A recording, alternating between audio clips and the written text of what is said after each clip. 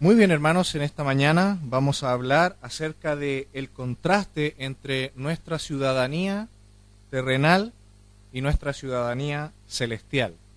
En esta mañana vamos a leer los versículos 11 al 13 solamente de Efesios capítulo 2. Dice así la palabra de Dios: Por tanto, acordaos que en otro tiempo vosotros, los gentiles en cuanto a la carne, erais llamados sin circuncisión por la llamada circuncisión hecha con mano en la carne. En aquel tiempo estabais sin Cristo, alejados de la ciudadanía de Israel y ajenos a los pactos de la promesa, sin esperanza y sin Dios en el mundo.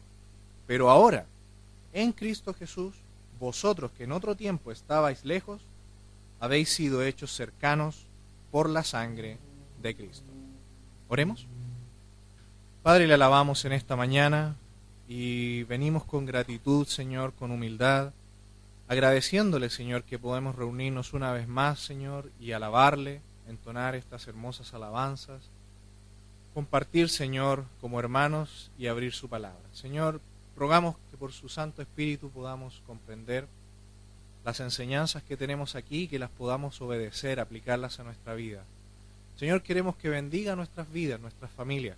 Queremos hacer su voluntad y como iglesia queremos seguir caminando por la obra que usted tiene para nosotros. Guíenos, Señor, a través de estos minutos en su palabra. Se lo pedimos en el nombre de Jesús. Amén. Muy bien, hermanos. Como ya hemos dicho, la epístola a los Efesios, escrita por el apóstol Pablo, tiene su origen, ¿cierto?, en el libro de los Hechos, capítulos 19 y 20. Cuando Pablo en su segundo viaje misionero tiene una ocasión muy especial en la ciudad de Éfeso, donde se produce una gran revuelta. La vida de Pablo ha estado en peligro muchas veces. Recuerda usted cuando fue incluso apedreado en Listra, tenido por muerto, sacado de la ciudad. Sin embargo, él se levanta y vuelve a entrar a la ciudad y él sigue predicando. Bueno, a través de todo este segundo viaje misionero, en Éfeso se formó una iglesia.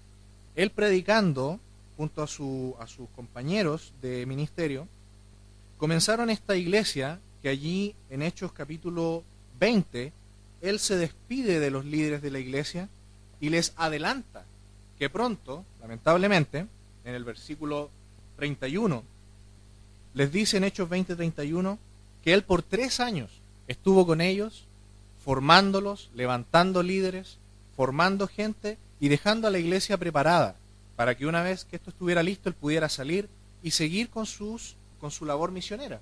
Recuerden que el apóstol Pablo iba a las ciudades, comenzaba iglesias, dejaba un liderazgo preparado y se iba. Y así funcionaba el apóstol Pablo. Recuerda en la epístola a Tito que le pide a Tito que él luego establezca ancianos en las ciudades. Así funcionaba el apóstol Pablo. Pablo era un líder, ¿cierto?, de comenzar obras, pero Tito, Timoteo y sus demás compañeros eran líderes que trabajaban en consolidar aquellas obras.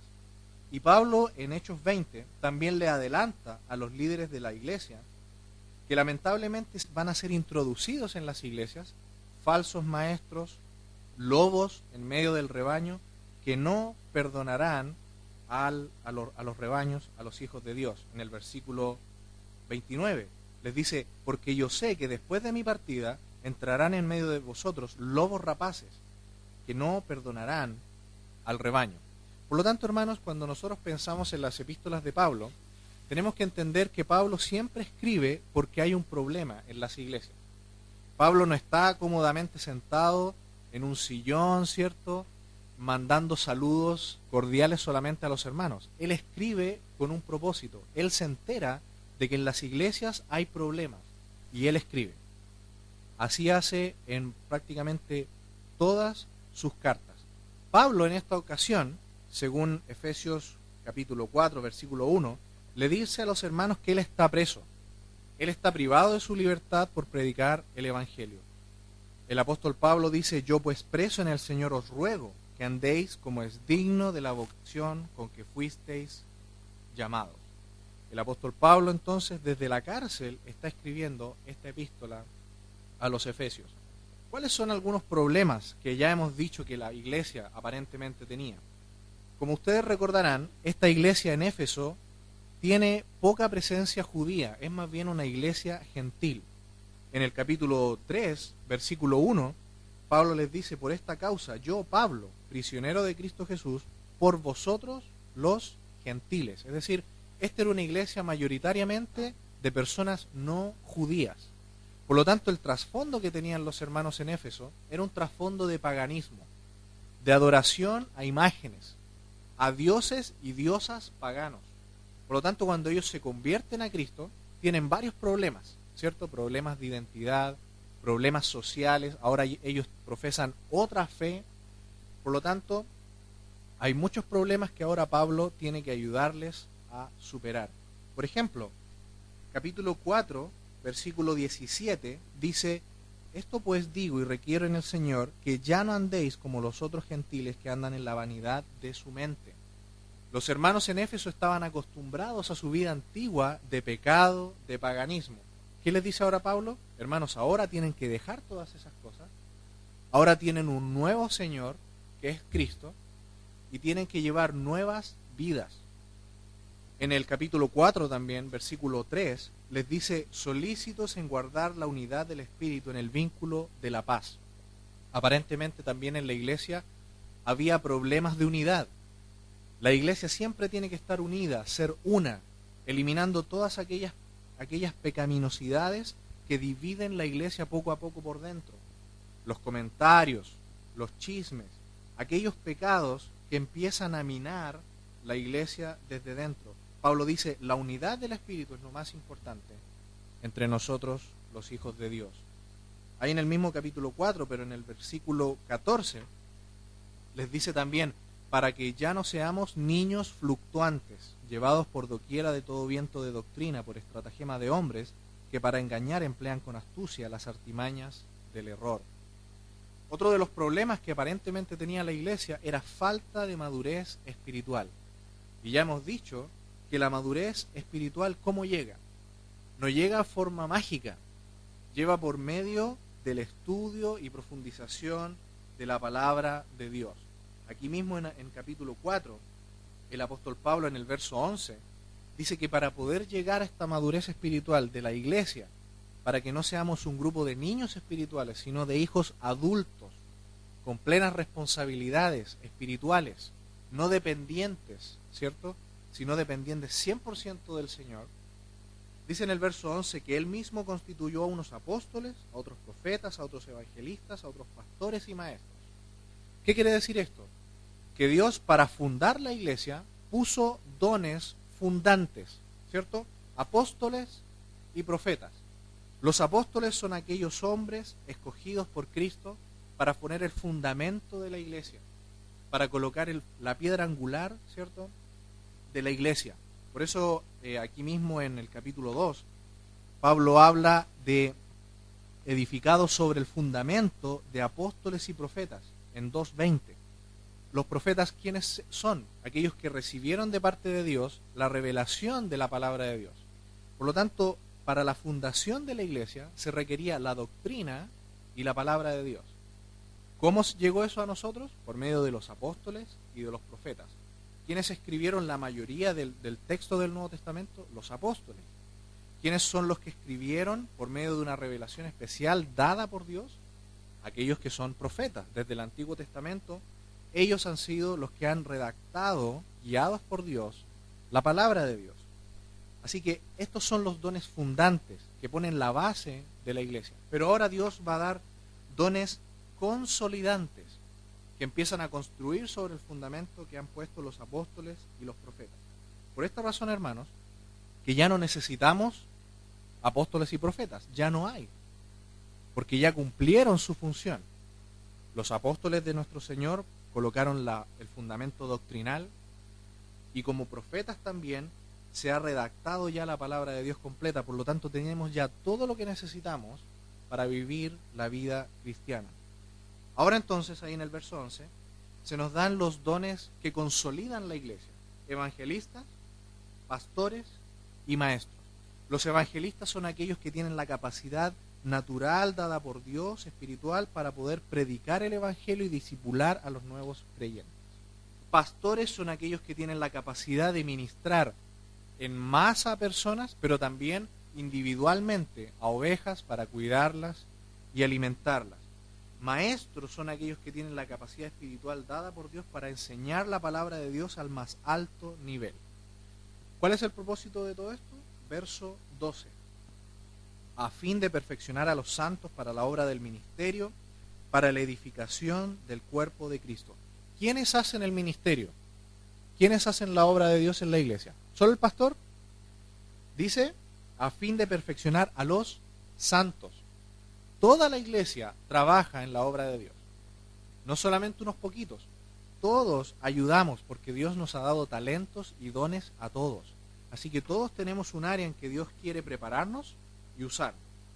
Verso 13, hasta que todos lleguemos a la unidad de la fe y el conocimiento del Hijo de Dios, a un varón perfecto a la medida de la estatura de la plenitud de Cristo.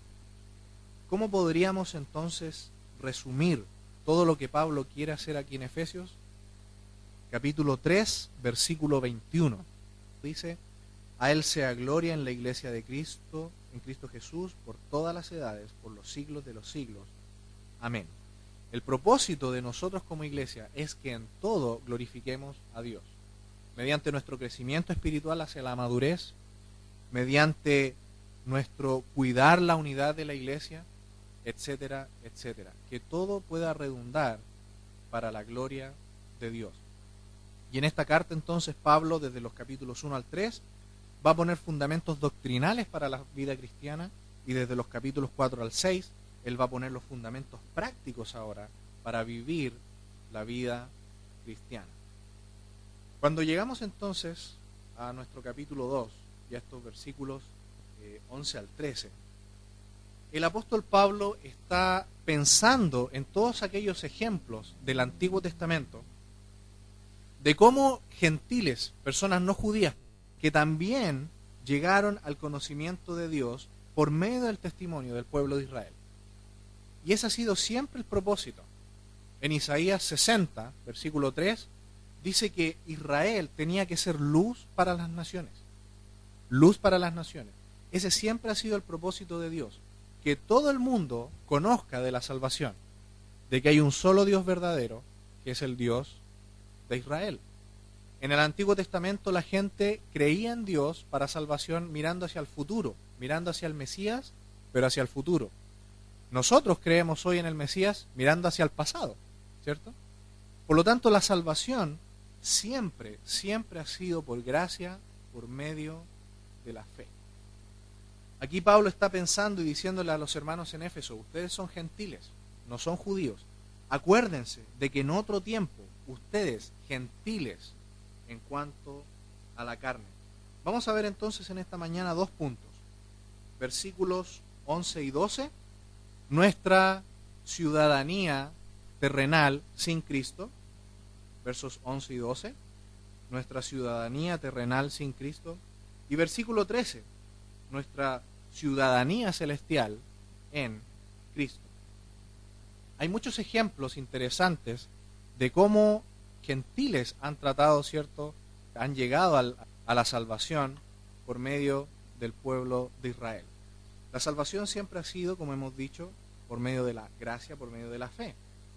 Aquí mismo en el capítulo 2, versos 8 y 9, dice, por gracia sois salvos, por medio de la fe, y esto no de vosotros, pues es don de Dios, no por obras, para que nadie se gloríe. Así que podemos ver, si ustedes me acompañan, sin perder aquí Efesios 2, si me acompañan a Génesis, capítulo 3, vamos a encontrar el origen de este plan de salvación que Dios tiene para con el hombre. Desde que Adán y Eva cayeron, Dios inmediatamente ha provisto de un medio para la salvación del hombre, porque ese es el deseo de Dios, que el hombre no se pierda. Cuando los ángeles cayeron, Dios no perdonó a los ángeles, los envió a prisiones de oscuridad. Sin embargo, con el ser humano ha tenido una bondad y un amor especial para con nosotros, y nos ha provisto del medio de salvación.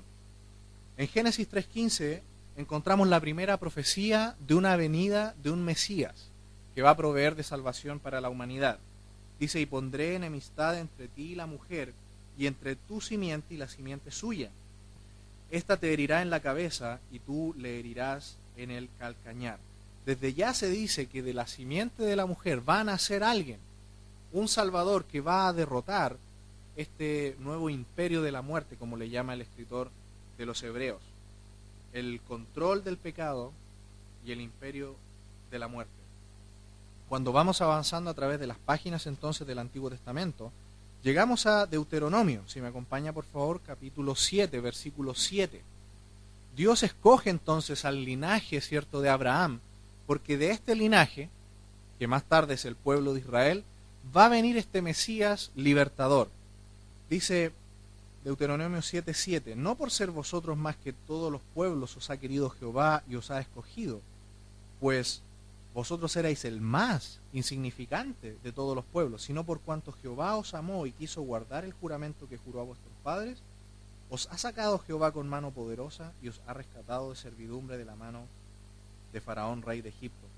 Conoce pues que Jehová tu Dios es Dios fiel, que guarda el pacto y la misericordia a los que le aman y guardan sus mandamientos hasta 1000 generaciones. Dios entonces ha escogido al pueblo de Israel para que de este linaje entonces venga la salvación. Quiero mostrarle también algo muy interesante ahora, por favor si me acompañan a Éxodo capítulo 12, versículo 38, porque muchas veces nosotros nos imaginamos al pueblo de Israel saliendo de Egipto en el Éxodo, solamente ellos. Pero vemos que la voluntad de Dios y el deseo de Dios es que muchas otras naciones también se salven. Y vemos aquí que cuando salió el pueblo de Israel, no solamente había judíos, no solamente había gente del pueblo de Israel. Verso 38 del capítulo 12 dice, también subió con ellos grande multitud de toda clase de gentes. Cuando sale entonces el pueblo de Israel de Egipto, vemos que hay muchos otros grupos de personas que se le unieron en este éxodo. Aquí hay un poco de misterio, pero podemos ver que posiblemente gente egipcia salió, quizás, gente de otras naciones se unieron a este pueblo de la promesa. Aquí mismo en el capítulo 12, verso 48 de Éxodo dice, mas si algún extranjero morare contigo y quisiere celebrar la Pascua para Jehová, séale circuncidado todo varón y entonces la celebrará y será como de vuestra nación, pero ningún incircunciso comerá de ella. Dios entonces hace un pacto especial con el pueblo de Israel, un pacto que se iba a demostrar en una forma externa, la circuncisión, una marca, ¿cierto?, en la carne. Pero esto es solamente una marca especial. ¿Qué era lo más importante? La marca del corazón. Por eso que tantas veces los profetas hablaban al pueblo de Israel diciendo, está bien, la circuncisión es parte del pacto, pero también más importante es que seamos convertidos en nuestro corazón. Por eso que desde el Antiguo Testamento, en Jeremías, por ejemplo, encontramos que Dios, el deseo de Dios no es solamente una circuncisión en la carne, sino una circuncisión también en el corazón. Así que podemos ver que el deseo de Dios siempre ha sido que todas las naciones lleguen a la salvación. Uno de los ejemplos más interesantes también es Jonás. ¿Recuerda el profeta Jonás? Dios manda a Jonás, capítulo 3, versículo 5. Vemos que Dios quiere que gente de Nínive, un país, una región no hebrea, también conozcan al Dios de Israel para que se salven. Dice, y los hombres de Nínive creyeron a Dios y proclamaron ayuno y se vistieron de cilicio desde el mayor hasta el menor de ellos. El deseo de Dios siempre ha sido que todo el mundo conozca de la salvación de Dios. Y uno de los casos más curiosos lo encontramos en Josué capítulo 9. Por favor, acompáñenme a Josué capítulo 9, donde tenemos una historia muy curiosa de unos gabaonitas que por medio de la astucia no querían morir, pero querían unirse al pueblo de Israel. Josué, capítulo 9, versículo 1. Dice, cuando oyeron estas cosas, todos los reyes que estaban a este lado del Jordán, así en las montañas como en los llanos y en toda la costa del mar grande delante del Líbano, los heteos, amorreos, cananeos, fereceos, heveos y jebuseos, se concentraron para pelear contra Josué e Israel. mas los moradores de Gabaón, cuando oyeron lo que Josué había hecho a Jericó y a Jai, usaron de astucia, pues fueron y se fingieron embajadores, y tomaron sacos viejos sobre sus asnos y cueros viejos de vino, rotos y remendados, y zapatos viejos y recocidos en sus pies, con vestidos viejos sobre sí. Y todo el pan que traían por el camino era seco y mohoso. Y vinieron a Josué al campamento en Gilgal, y le dijeron a él y a los de Israel: nosotros venimos de tierra muy lejana, haced pues ahora alianza con nosotros. Y los de Israel respondieron a los heveos: quizás habitáis en medio de nosotros, ¿cómo pues podremos hacer alianza con vosotros? Ellos respondieron a Josué: nosotros somos tus siervos. Y Josué les dijo: ¿quiénes sois vosotros y de dónde venís? Y ellos le respondieron: tus siervos han venido de tierra muy lejana por causa del nombre de Jehová tu Dios, porque hemos oído su fama y todo lo que hizo en Egipto, y todo lo que hizo a los reyes de los amorreos que estaban al otro lado del Jordán, a Sehón, rey de Hesbón, y a Og, rey de Basán, que estaba en Astarot. Por lo cual nuestros ancianos y todos los moradores de nuestra tierra nos dijeron: tomad en vuestras manos provisión para el camino, e id al encuentro de ellos y decidles: nosotros somos vuestros siervos, haced ahora alianza con nosotros.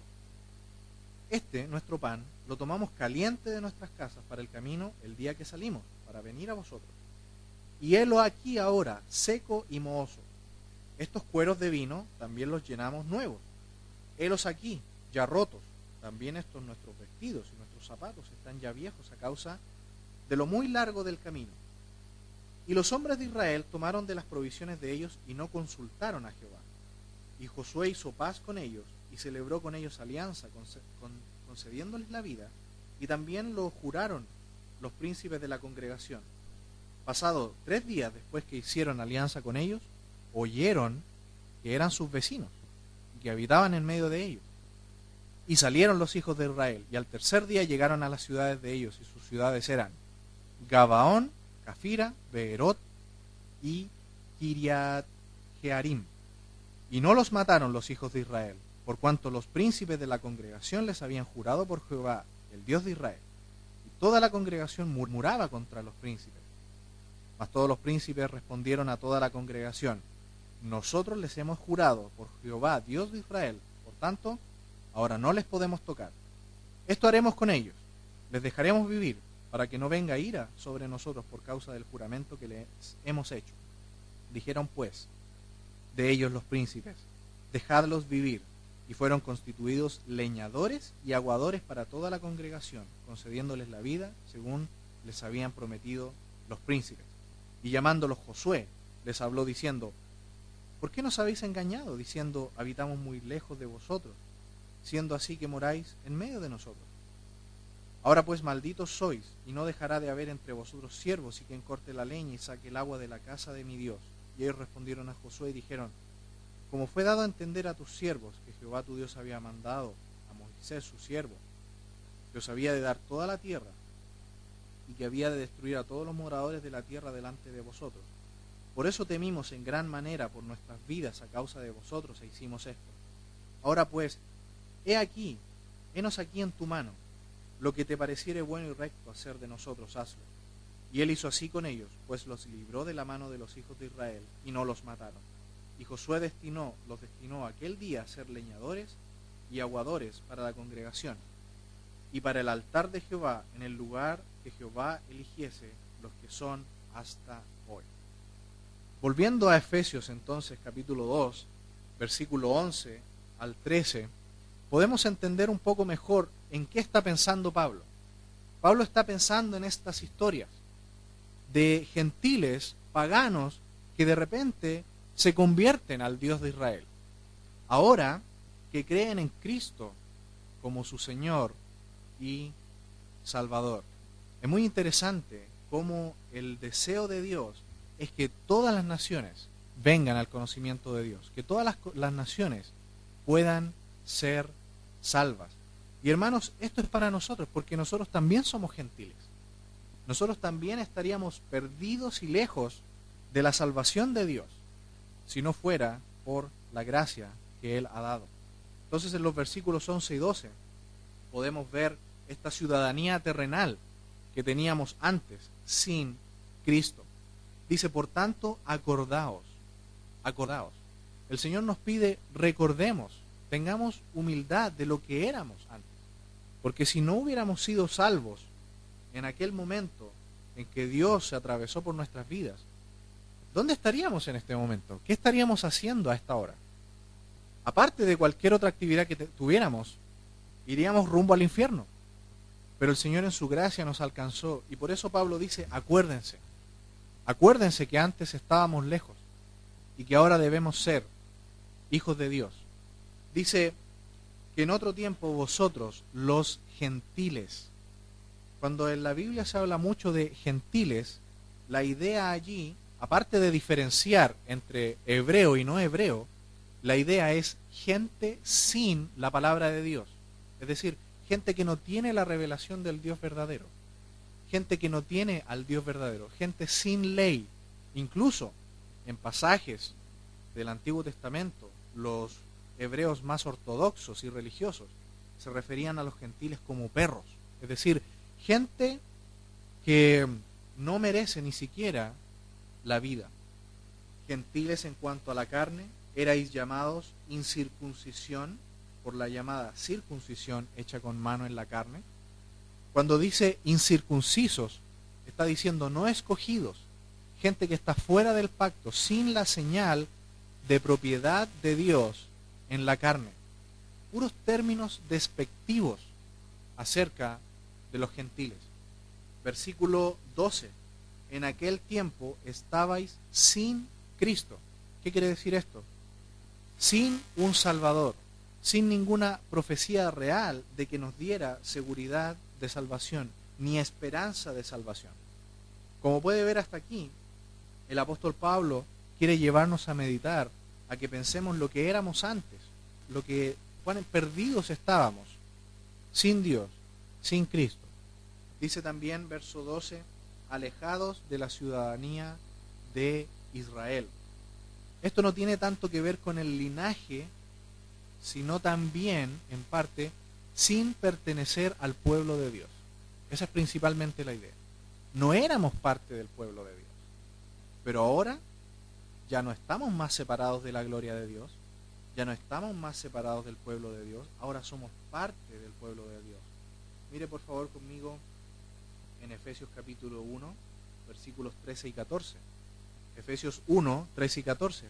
En él también vosotros, habiendo oído la palabra de verdad, el evangelio de vuestra salvación, y habiendo creído en él, fuisteis sellados con el Espíritu Santo de la promesa, que es las arras, la garantía de nuestra herencia, hasta la redención de la posesión adquirida para alabanza de su gloria. ¿Se fija que ahora el sello que Dios pone en nosotros es espiritual? El sello ya no es en la carne, ahora es espiritual, y es la presencia del Espíritu Santo en nuestro corazón. Pero antes estábamos sin Cristo, no éramos parte del pueblo de Dios. ¿Qué más dice el versículo 12? Ajenos a los pactos de la promesa. Es decir, estábamos fuera de pacto, no teníamos bendiciones ni ninguna promesa de parte de Dios. Nuestra única esperanza, que no era ni esperanza, nuestro único destino posible era la perdición eterna en el infierno. ¿Qué más dice el verso 12? Sin esperanza. Para que haya esperanza, tiene que haber una promesa. ¿Se entiende eso? Esperanza se basa en una promesa. Y nosotros no teníamos ninguna promesa. Lo único que nos esperaba era la perdición. Pero cuando se nos hace una promesa, tenemos una esperanza. Y nuestra promesa y nuestro pacto, ¿cuál es? El de la sangre de Cristo. Por lo tanto, sí que tenemos esperanza. Nuestra esperanza gloriosa, eterna, de la vida eterna en el cielo, juntamente con Cristo. ¿Qué más sigue diciendo el verso 12? Sin Dios. En el Salmo 14 dice que son necios aquellos que dicen que no hay Dios. Necio es el que no cree que hay un Dios. Y nosotros antes, quizás muchos de nosotros, nos considerábamos ateos. Pensábamos que no había Dios. O pensábamos que había muchos dioses. La Biblia dice que aquellos eran necios o son necios. Y finalmente, verso 12 al final dice, y sin Dios en el mundo. Estábamos en el mundo, Y el mundo es el ambiente espiritual dominado por Satanás. Primera de Juan 5:17 dice que el mundo entero está bajo el maligno. ¿Cómo era nuestra condición, hermanos, en nuestra ciudadanía terrenal sin Cristo? Era totalmente sin esperanza. Lo único que nos esperaba era la muerte eterna. No teníamos la palabra de Dios, no teníamos Dios, no teníamos ley más que la ley de nuestra carne, el pecado. Estábamos fuera de todo pacto, no éramos propiedad de Dios, no teníamos a Cristo, no éramos parte del pueblo de Dios, no teníamos ningún pacto ni esperanza y estábamos inmersos en el mundo que está dominado por Satanás. Esa era nuestra ciudadanía terrenal. Pero gracias a Dios que tenemos este versículo 13, que es nuestro segundo punto en esta mañana, nuestra ciudadanía celestial con Cristo. Mire este gran contraste que hay entre nuestra ciudadanía que teníamos antes y las que tenemos ahora. Dice el verso 13, pero ahora en Cristo Jesús, vosotros que en otro tiempo estabais lejos, habéis sido hechos cercanos por la sangre de Cristo. Como los de Nínive, ¿cierto? Como estos gabaonitas astutos que se metieron en el pueblo de Israel porque no querían morir y fueron recibidos como siervos, como esclavos casi, pero fueron hechos parte del pueblo de Israel. De la misma manera nosotros, por una puerta estrecha entramos y por la gracia de Dios hoy día podemos decir que somos hijos de Dios. Dice, pero ahora en Cristo Jesús. En primer lugar, hermanos, nuestra condición de hijos de Dios es presente, actual. Es ciertísima. No se puede perder. Juan, capítulo 10, por favor, versículo 27, dice, mis ovejas oyen mi voz y yo las conozco y me siguen. Y yo les doy vida eterna y no perecerán jamás, ni nadie las arrebatará de mi mano. Mi Padre que me las dio es mayor que todos, y nadie las puede arrebatar de la mano de mi Padre. La salvación es ciertísima. No se puede perder porque tampoco se puede ganar, porque es un regalo de Dios. Ninguno de nosotros ha ganado la salvación. Simplemente la hemos recibido por gracia, por poner nuestra fe en la persona y en la obra de Cristo. Por esa razón que al recibir este sello eterno del Espíritu Santo, somos la posesión ahora de Dios, comprados por la sangre de Cristo. Por eso Pablo dice, pero ahora en Cristo Jesús. Vosotros, que en otro tiempo estabais lejos. Todo lo que nos dijo el verso 11 y 12, habéis sido hechos cercanos por la sangre de Cristo. Es Dios quien nos hace cercanos. Nosotros no queríamos acercarnos a Dios cuando estábamos lejos de Dios. No podemos ni queremos hacerlo. Mire conmigo, por favor, Romanos 10, versos 9 y 10. Nosotros no podemos ni queremos que si confesares con tu boca que Jesús es el Señor y creyeres en tu corazón que Dios le levantó de los muertos, serás salvo. Que con el corazón se cree para justicia, pero con la boca se confiesa para salvación. Solamente así se puede alcanzar la salvación. Retrocede un poquito a Romanos capítulo 3, versículos 10 y 11. Leemos lo siguiente. Como está escrito, no hay justo ni aun uno. No hay quien entienda, no hay quien busque a Dios. Nosotros no queríamos a Dios. Realmente no queríamos buscar a Dios. Y si alguna vez tuvimos un sentimiento de buscar algo espiritual o religioso, siempre fue con un deseo egoísta, para calmar un problema del momento, para abordar una situación momentánea. Pero una vez que la gente satisface su problema en la religión, otra vez vuelve a su vida antigua. ¿Por qué? Porque la salvación, el creer en Cristo, es una transformación total de la vida y del ser, que nos hace nuevas criaturas y nos hace un cambio de vida total. Por eso que muchas veces pensamos en toda esta gente que hace filantropía, por ejemplo, que dona de su dinero, gente millonaria que hace donaciones. No reciben la salvación por hacer eso. Es una buena acción que un hombre puede hacer, pero eso no significa nada necesariamente. Porque la salvación es realmente el resultado de una transformación total del ser que solamente Dios puede hacer. A lo más, hermanos, no queremos morir. como los gabaonitas. Pero Dios ha empezado un trabajo en muchas personas. Recuerda a nuestro Señor Jesucristo, allí en Juan capítulo 16, verso 8, dice que el Espíritu Santo está haciendo un trabajo continuo en cada ser humano de este mundo. ¿Qué es lo que está haciendo? Está golpeando el corazón de cada persona en este mundo y está haciendo este siguiente trabajo. Cuando Él venga, convencerá al mundo de pecado, de justicia y de juicio. Ese es el trabajo diario, continuo que está haciendo el Espíritu de Dios en todo el mundo. Continuamente Dios está trabajando en las personas para que crean que Jesús es el Mesías en el cual solamente hay salvación. Muchos hoy buscan en la religión, buscan en ambientes espirituales, pero realmente no buscan a Dios, lamentablemente. Las personas solamente buscan una solución a sus problemas inmediatos, pero muy pocos están realmente buscando el humillarse a Dios, reconocer que son pecadores y entregárselo a Él. Este es un deseo y un camino que solamente puede hacer Dios por medio del Espíritu Santo. Y hermanos, usted puede recordar en su mente que Dios un día, por fin, venció nuestro corazón, quebrantó nuestro corazón, venció nuestra voluntad y entró en nuestro corazón duro y negro que teníamos. ¿Se fija que solamente pudo ser una obra que Él pudo hacer? Porque nosotros no queríamos. Él lo hizo. Y en esta mañana, hermanos, si pudiéramos irnos con algo en nuestra mente y en nuestro corazón, es esto. Acordaos que en otro tiempo estábamos lejos, pero ahora hemos sido hechos cercanos por la sangre de Cristo. Y que esto, hermanos, nos ayude a vivir vidas nuevas, transformadas. Que esto también nos ayude a desear servir a Dios aquí en su iglesia. Que esto nos ayude a reflejar a los que no le conocen la vida nueva que Él ha puesto en nosotros. Oremos.